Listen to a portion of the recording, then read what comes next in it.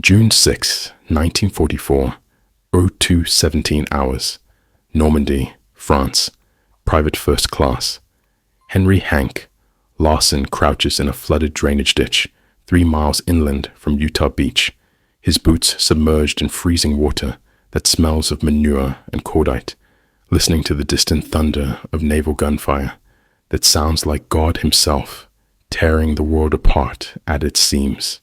The Dakota C-47 that carried him and 42 other paratroopers of the 101st Airborne Division's 506th Parachute Infantry Regiment had crossed the French coastline at 400 feet when German anti-aircraft fire turned the starboard engine into a screaming ball of orange flame. The pilot held the bucking transport steady for exactly 17 seconds while the stick of paratroopers threw themselves into the darkness, their static lines snapping taut as the silk canopies bloomed above the patchwork of hedgerows and flooded fields that the Wehrmacht had deliberately inundated to drown Allied airborne forces. Larson had landed hard in the shallow water of what French maps called the Douve River Valley, but what the paratroopers would come to know simply as Death Valley. His left ankle twisted on impact, sending white-hot pain up his leg that made his vision blur. When his head cleared, he found himself alone in the pre-dawn darkness, his rifle lost somewhere in the mud, his reserve chute tangled around his legs. 27 years old, raised in the unforgiving mountains of western Montana, where winter could kill a man as easily as a grizzly bear, Larson possessed the kind of calm that came from growing up in an environment where panic meant death. His father, a trapper who worked the high country between Missoula and the Idaho border, had taught him that survival meant making decisions with the information available rather than waiting for perfect circumstances that would never arrive. Dawn was beginning to paint the eastern sky with pale gray light. In that growing illumination, Larson could see the full scope of the disaster that had befallen the 101st Airborne's drop zones. Parachutes hung from trees like giant white mushrooms, many still occupied by men who had been shot while descending or had broken their necks when they hit the branches. Bodies floated face down in the flooded fields.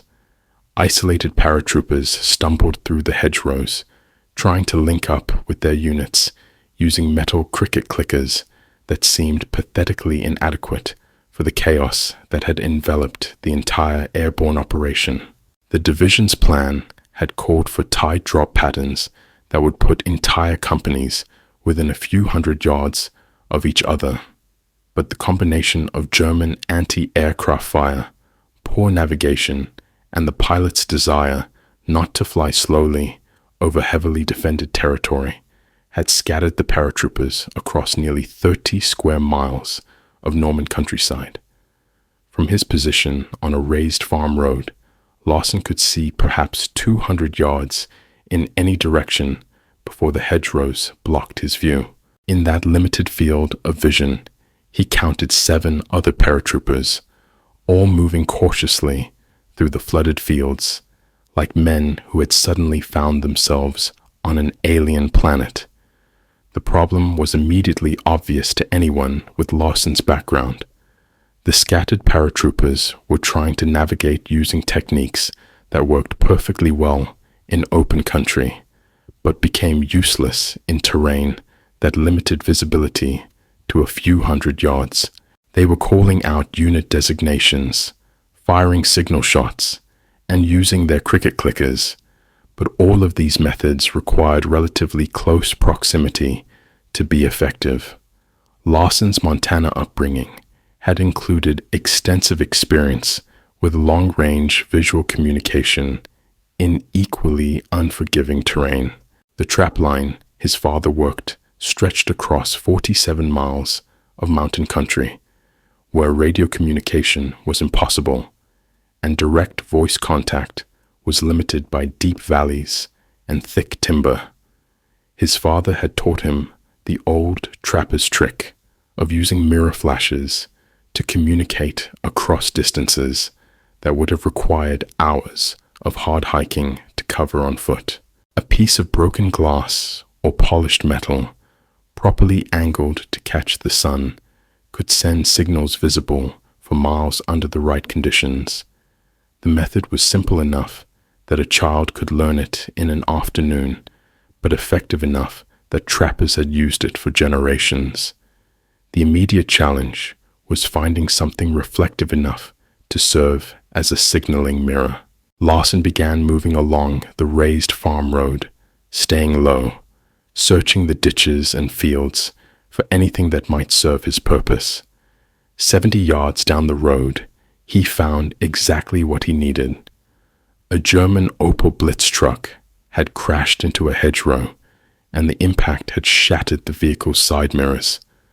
Larson approached the wreck carefully, aware that German forces might have booby-trapped it, but the truck appeared abandoned, and when he examined the shattered mirrors, he found several pieces of silvered glass, roughly 3 inches across, large enough to catch and reflect sunlight effectively. The glass edges were sharp, so Larson used his field dressing to wrap the largest piece, creating a crude handle. The sun was rising now, burning through the morning haze. Larson climbed onto the roof of the wrecked truck, giving himself the highest vantage point available. From that position, he could see across multiple fields. Paratroopers were scattered across the landscape in groups of 2, 3, sometimes 5 men, all trying to navigate toward objectives they could not see through terrain that defeated their standard navigation methods. Most critically, Larson could see a group of approximately 20 paratroopers gathered near a stone farmhouse about 600 yards to the northeast, clearly trying to organize themselves, but apparently unaware that another group of 15 men was pinned down in a hedgerow less than 400 yards to their south. Larson angled the mirror to catch the morning sun, feeling the familiar warmth of reflected light on his face that told him he had the proper alignment. The technique his father had taught him was simple, but required practice to execute effectively. You aimed the mirror at your target, then used your free hand to create a shadow on your face. When you could see the bright spot of reflected light on your hand, you knew the mirror was properly aligned. Larson pointed the mirror at the group near the farmhouse, adjusted the angle until he could see the reflection spot dancing on his palm, then began sending the signal pattern that trappers used to indicate, "Rally to me." 3 short flashes, 3 long flashes, 3 short flashes. The response was immediate. One of the paratroopers near the farmhouse, a sergeant, suddenly froze and began scanning the area for the source of the flashes. Larson repeated the pattern, holding the mirror steady.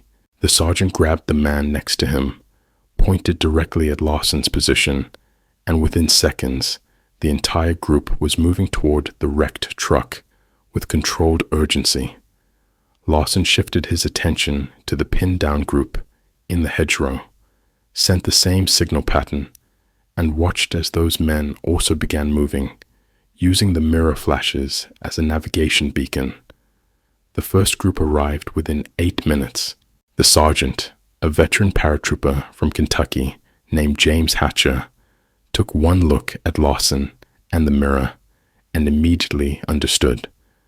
"That's the goddamnedest thing I've ever seen," Hatcher said. "We've been wandering around this godforsaken swamp for 3 hours, and you just flash us in like we're coming into an airfield." Larson explained the technique while keeping the mirror active, continuing to signal other groups he could see scattered across the landscape. Within 20 minutes, 47 paratroopers had assembled at the wrecked truck, representing pieces of at least 6 different units from both the 101st and 82nd Airborne Divisions. The tactical situation was rapidly becoming more complex. Larson's mirror signals had successfully gathered a significant force, but those same signals had also attracted German attention. Through gaps in the hedgerows, Larson could see Wehrmacht infantry beginning to move toward their position, perhaps 800 yards away, and closing steadily. Hatcher quickly organized the assembled paratroopers into a defensive perimeter, but the tactical reality was sobering. They were surrounded by hedgerows that limited fields of fire to less than 100 yards in most directions. Larson continued working the mirror, but now he faced a decision that would have been familiar to any trapper who had ever tried to coordinate movements across difficult terrain. If he kept signaling, he would bring in more paratroopers, but would also continue to advertise their position. If he stopped, the assembled force could attempt to break contact and move toward their objectives, but hundreds of other paratroopers would remain scattered and vulnerable. The decision was made for him when a burst of German machine gun fire snapped overhead, the distinctive ripping sound of an MG-42. The rounds came from a hedgerow approximately 200 yards to the east. Hatcher grabbed Larson's shoulder. "We need to move.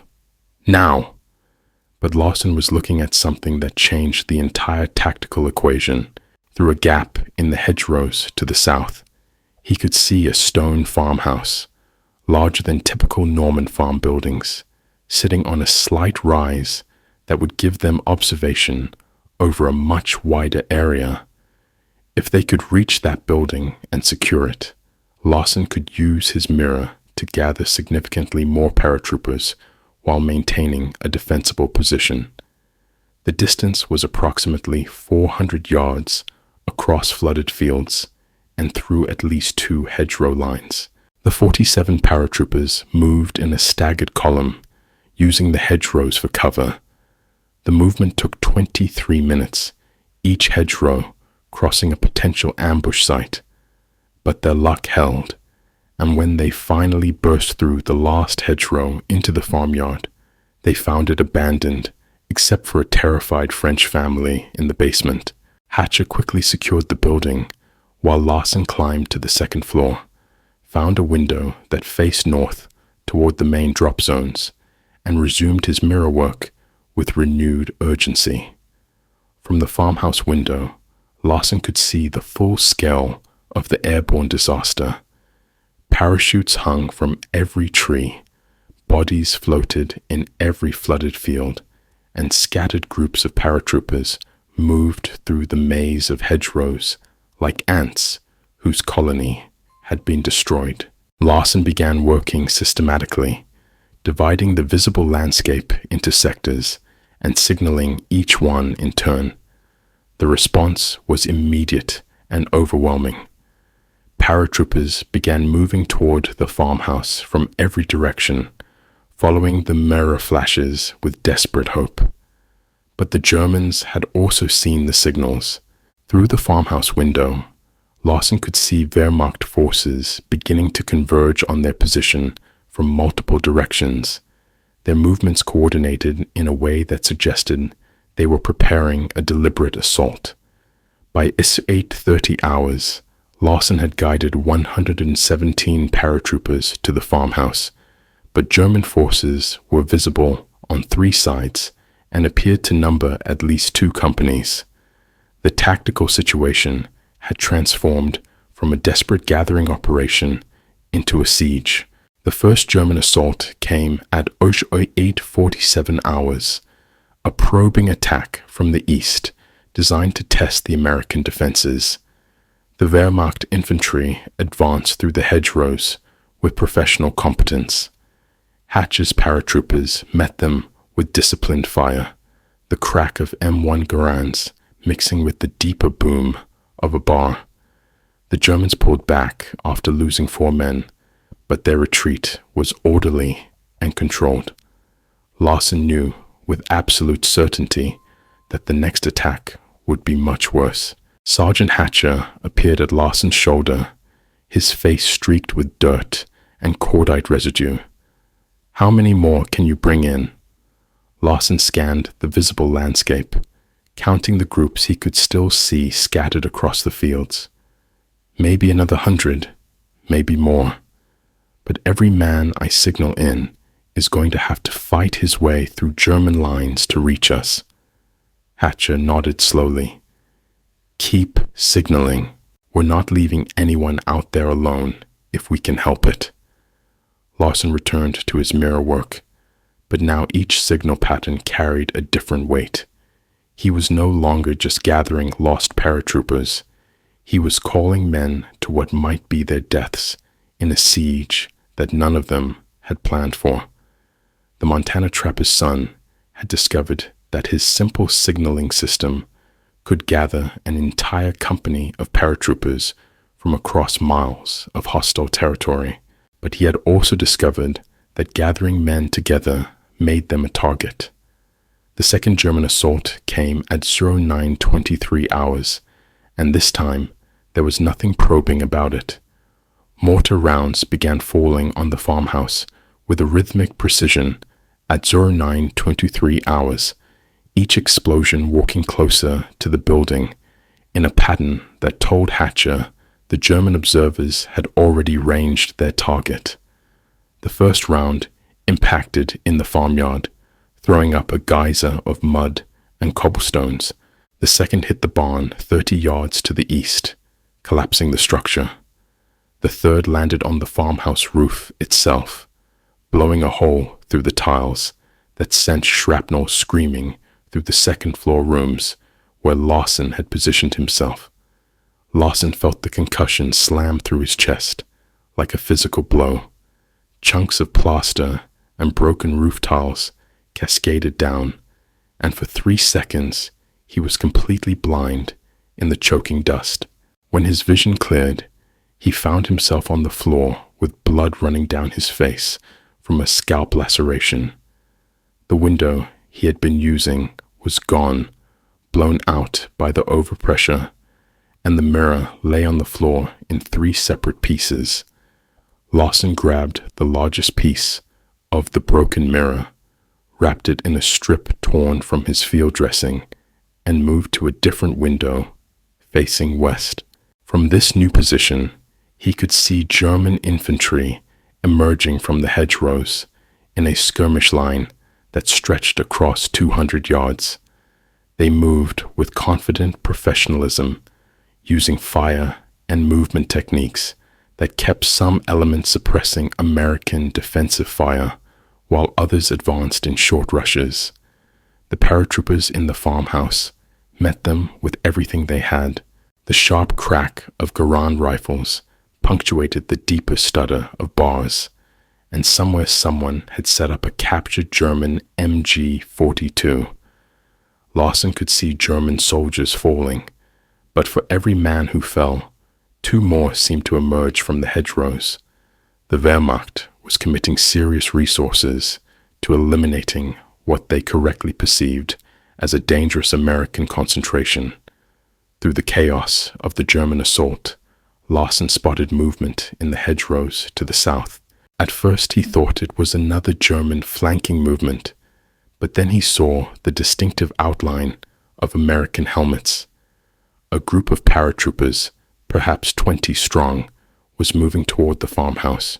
Larson immediately began signaling them with the broken mirror, using the flash pattern that meant friendly forces under attack, rally immediately. The group altered their movement, shifting to an aggressive assault posture that put them directly into the flank of the German forces attacking from the west.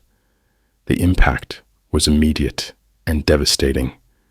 The Wehrmacht infantry, focused on their frontal attack, suddenly found themselves taking fire from their left flank.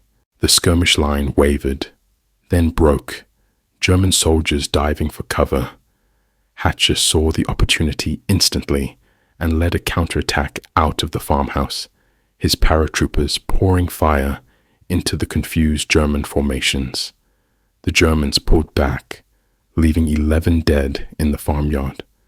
The paratroopers who had hit their flank fought their way to the farmhouse and integrated into the defensive perimeter. Their leader, a first lieutenant from the 82nd Airborne named Robert Chen, took one look at Larson and his mirror and immediately grasped the tactical implications. "How many more groups have you signaled in?" Larson did a quick mental calculation. 117 men before the mortar barrage. Maybe another 60 or 70 still out there scattered. Chen and Hatcher exchanged glances. The farmhouse could hold against another assault or two, but every minute they stayed was a minute the Germans could bring up more forces. The smarter move would be to break contact while they still had the strength to move as a unit. But leaving meant abandoning the scattered groups still out there. "Keep signaling," Chen said finally. "We'll hold here until we've gathered everyone we can. Then we move as a unit towards Sainte-Marie-du-Mont. 150 paratroopers moving together is a lot more effective than the same number scattered in groups of 5 and 10. Over the next 3 hours, Larson worked his mirror with an intensity that left his arms trembling and his eyes watering from the constant adjustment to bright, reflected light. By 1145 hours, he had gathered 223 paratroopers from across the scattered drop zones, representing elements of at least 14 different units. Some groups arrived exhausted from hours of wading through flooded fields, others bloodied from running firefights with German patrols, but all carried the same expression of relief at finding a rallying point in chaos. The German response evolved as the American concentration grew. Larson could see German officers moving between positions, organizing their forces. Mortar fire became more accurate, each barrage walking closer to the building. Small arms fire from the surrounding hedgerows intensified, but the gathered paratroopers also represented a concentration of combat power the Germans could not ignore. Chen and Hatcher organized the defensive perimeter into mutually supporting positions that maximized fields of fire, established an ammunition redistribution system, consolidated the wounded into a makeshift aid station in the basement, and began planning the breakout operation everyone knew would eventually become necessary. The third major German assault came at 13:20 hours. Larson counted at least 90 German infantry in the assault force, supported by 2 MG-42 machine gun teams and a 50mm mortar. The Germans advanced in coordinated rushes, their movements showing tactical discipline that made it clear these were combat veterans. The American paratroopers met them with a wall of fire that turned the farmyard into a killing ground, but the Germans kept coming, absorbing casualties and continuing to advance with mechanical inevitability. Larson abandoned his mirror work and grabbed a rifle from a wounded paratrooper, adding his fire to the desperate defense. At 50 yards, warfare became personal. He could see individual German soldiers' faces, see them flinch when American bullets snapped past. The assault broke at the building's walls, the Germans pulling back after leaving 23 dead in the farmyard. But the cost to the American defenders had been severe. 12 paratroopers were dead, 27 wounded, and ammunition reserves depleted to the point where another sustained assault would leave them fighting with bayonets. Chen made the decision that leadership required. "We move in 30 minutes. Larson, signal every group you can see. Tell them we're moving towards Sainte-Marie-du-Mont, and they need to link up during the movement or get left behind." Larson returned to his window and began the most intensive signaling session yet, working the mirror in patterns that he hoped would communicate urgency. In 23 minutes of constant mirror work, Larson guided another 41 paratroopers to the assembly area, bringing the total gathered force to 264 men. The breakout began at 14:03 hours with a base of fire element that hammered the German positions to the west, while the main body moved south through a gap in the encirclement. Larson moved with the headquarters element, his mirror wrapped but ready for immediate use. The paratroopers moved in a tactical column that stretched across 300 yards. German forces attempted to intercept them with small firefights erupting along the route, but the concentrated American force was too strong to be stopped by scattered Wehrmacht elements. By 16:30 hours, Chen's composite force had reached the outskirts of Sainte-Marie-du-Mont, where they found elements of the 4th Infantry Division already moving inland from Utah Beach. The link-up between airborne and amphibious forces, one of the critical D-Day objectives, had been achieved despite the chaos of the scattered drop. A regimental commander from the 4th Division took one look at the assembled paratroopers and asked, "How the hell did you manage to gather this many men?" Chen pointed at Larson. "That private and a piece of broken mirror." Over the next 36 hours, Larson continued his mirror work with the support of a more stable tactical situation. As American forces consolidated their beachhead and pushed inland, scattered paratroopers who had survived the drop gradually made their way toward friendly lines. Larson positioned himself at key terrain features and used his mirror to guide them in. By the evening of June 7th, D+1, he had guided a total of 520 paratroopers to safety, men who would have otherwise spent days wandering through German-held territory. The final tally revealed Larson's impact in stark numbers. Of the 520 men he guided to rally points, 492 survived the war. Statistical analysis conducted after the battle suggested that scattered paratroopers operating alone had a survival rate of approximately 43% during the first 72 hours after the drop, while those who linked up with larger units within the first 24 hours had survival rates exceeding 91%. Larson's simple mirror system had demonstrably saved between 250 and 300 lives by enabling rapid concentration of scattered forces. The tactical impact extended beyond individual survival. The 264-man composite force that Chen and Hatcher led to Sainte-Marie-du-Mont arrived in time to reinforce the assault on Causeway Exit Number 2, a critical route from Utah Beach. The additional combat power represented by Larson's gathered paratroopers allowed the 4th Infantry Division to secure the exit 12 hours earlier than planned, which enabled additional vehicles and heavy equipment to move inland before German reinforcements could establish blocking positions.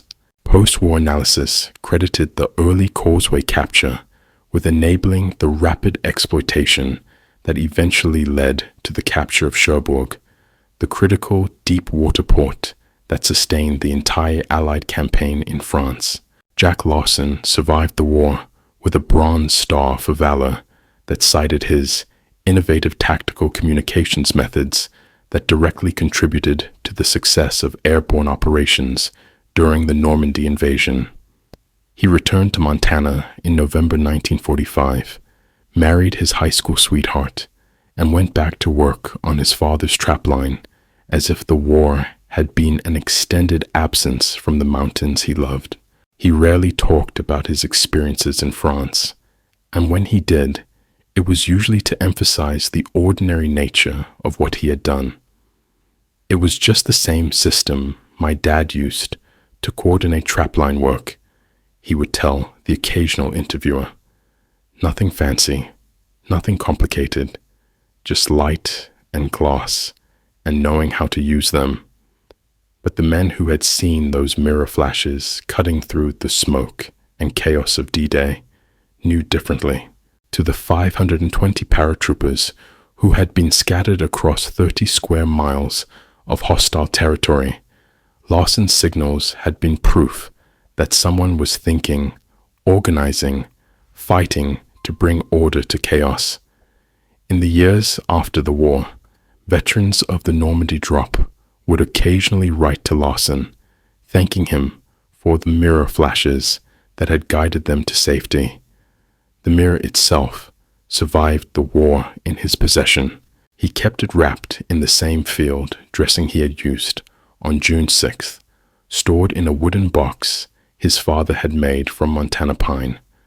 When Larson died in 1987 at age 70, his family donated the mirror to the 101st Airborne Division Museum at Fort Campbell, Kentucky, where it remains on display alongside his Bronze Star. The display card reads, "Signal Mirror, D-Day 1944, used by PFC Jack Larson to rally 520 scattered paratroopers. Cost, $0. Lives saved, approximately 250, 300. The legacy of Larson's improvised signaling system extended far beyond Normandy. The U.S. Army's Ranger School began teaching mirror signaling as part of its land navigation curriculum in 1947, explicitly citing Larson's D-Day experience as the doctrinal foundation. The technique proved particularly valuable in Korea, where mountainous terrain often defeated radio communications. Special Forces units operating in Vietnam use mirror signals to coordinate movements in triple canopy jungle where radio transmission was unreliable. Even in the modern era of satellite communications, U.S. Army survival manuals still teach mirror signaling as a backup method. The mathematics of Larson's achievement remain striking. A piece of broken glass, worth exactly $0, used by a private with no formal communications training, generated a tactical concentration of 520 combat effectives within 24 hours of a scattered airborne drop. The system required no batteries, no maintenance, no supply chain, and no infrastructure beyond the sun and a reflective surface.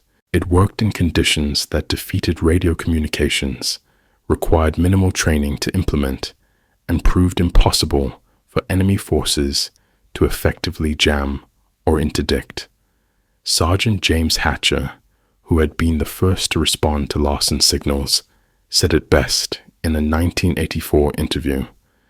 "We had all this fancy equipment, all these radios and signal plans, and when it all went to hell on D-Day, what saved us? A Montana farm boy with a piece of broken glass and the sense to remember what his dad had taught him. That's the thing about war. It strips away all the complexity and leaves you with what actually works. And Jack Larson's mirror worked when nothing else did. If stories like this matter to you, stories about people, not just battles, consider subscribing. A like tells the algorithm this kind of history is worth preserving. And if you disagree with anything you heard, I'd genuinely like to read your thoughts in the comments.